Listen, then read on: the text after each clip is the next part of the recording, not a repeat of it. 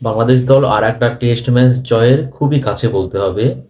মানে আয়ারল্যান্ডের সঙ্গে তারা ঢাকা টেস্টে আজকে ছিল চতুর্থ দিন। তো চতুর্থ দিন শেষে কিন্তু একদম পরিষ্কার যে এই টেস্ট ম্যাচটাও বাংলাদেশ দল জিততে চলেছে এবং জয়ের জন্য তাদের দরকার হচ্ছে আর মাত্র 4টা উইকেট। তো পঞ্চম দিনে খেলাটা গড়ালো, এটা হচ্ছে আয়ারল্যান্ডের জন্য বড় প্রাপ্তি বলতে হবে যে তারা বিশেষ করে মিরপুরের মতো উইকেটে, যদিও আয়ারল্যান্ডের সঙ্গে এবার যে পিচে খেলা হচ্ছে এই পিচটা কিন্তু যথেষ্ট ভালো পিচ, মানে ব্যাটিং ফ্রেন্ডলি পিচ।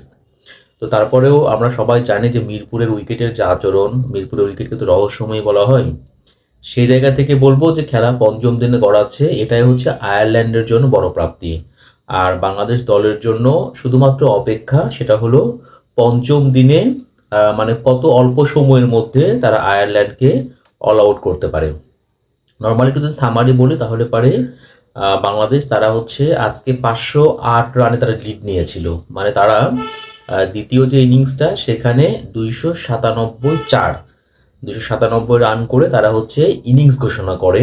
তো এই দ্বিতীয় ইনিংসে একমাত্র নাজমুল হোসেন শান্তকে যদি আমরা বাদ দেই তাহলে পারে আমাদের টপ অর্ডার যদি বলি, যেমন ধরেন জয়, সাদমান এবং মুমিনুল, প্রত্যেকেই কিন্তু রান পেয়েছেন, প্রত্যেকেই কিন্তু 50 করেছেন।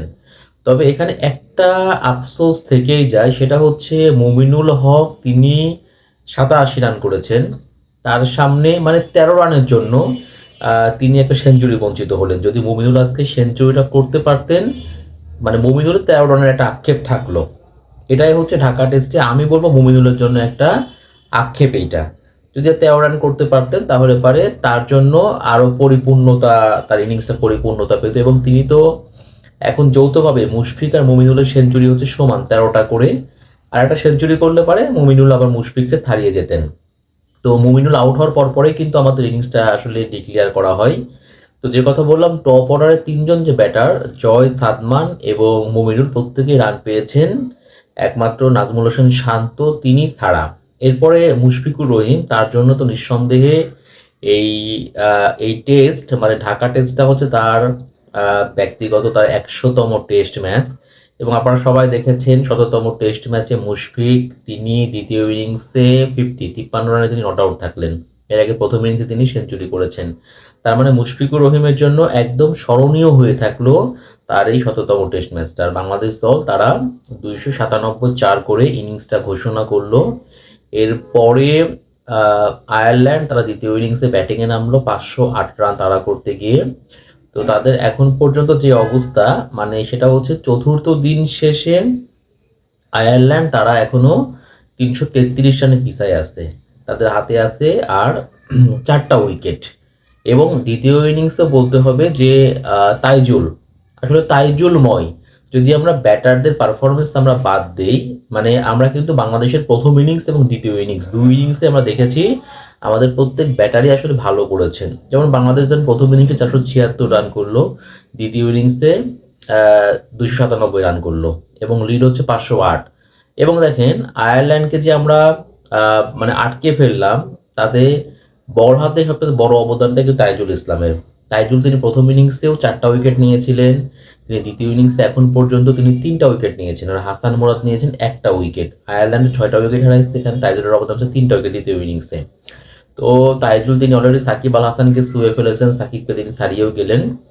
তো যাই হোক, এই মিরপুরের যে উইকেটটা, এখানে একটা বদনাম সবসময় থাকতো যে এখানে বলাররা সবসময় অ্যাডভান্টেজ পায়। যদি আমরা ঢাকা টেস্টটা আমরা দেখি তাহলে পরে বলতে হবে বলারদের পাশাপাশি এবার কিন্তু ব্যাটাররাও এখানে অ্যাডভান্টেজ পেয়েছে। মানে উইকেটটা ভালো ছিল, গতানুগতিক উইকেট থেকে মিরপুরের উইকেটটা অনেক ভালো ছিল, সেজন্য এখানে ব্যাটাররা ভালো করেছেন। আর আমাদের বলাররা, তাইজুল প্রথম ইনিংসে 4টা উইকেট নিয়েছিলেন, দ্বিতীয় ইনিংসে 3টা, এখন পর্যন্ত 7টা উইকেট নিয়েছেন, তার মানে বলাররাও কিন্তু ভালো করেছেন। তো বাংলাদেশের হচ্ছে এখন অপেক্ষা, তারা জয় থেকে আমি বলবো খুব দূরেই আছে। পঞ্চম দিন আবার নতুন করে খেলা শুরু হবে। দ্বিতীয় ইনিংসে তো টেক্টর 50 রান করেছেন আর কি। তো এখন হচ্ছে আয়ারল্যান্ড চেষ্টা করছে কতটা ব্যবধান কমানো যায়, এখনো তো 333 রান লাগবে। এটা আসলে বাস্তবতা হচ্ছে যে সো টাফ। 333 রান এখনো করতে পারবে আয়ারল্যান্ড, হাতে 4 উইকেট আছে, আমার কাছে মনে হয় না সম্ভব।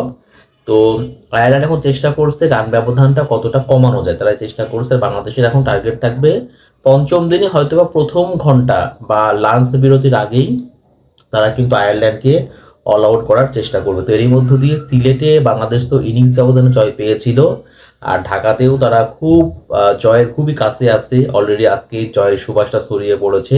তার মানে আয়ারল্যান্ডের সঙ্গে বাংলাদেশ দল 2 ম্যাচের টেস্ট যে সিরিজটা সেটা কিন্তু 2-0 ব্যবধানে জিততে চলেছে। এখন শুধুমাত্র অপেক্ষা আর কি, সেটা হচ্ছে পঞ্চম দিনে গিয়ে বাংলাদেশ দল যখন আয়ারল্যান্ডকে হারাবে তখন তারা এই সিরিজটা 2-0তেই জিতে নেবে।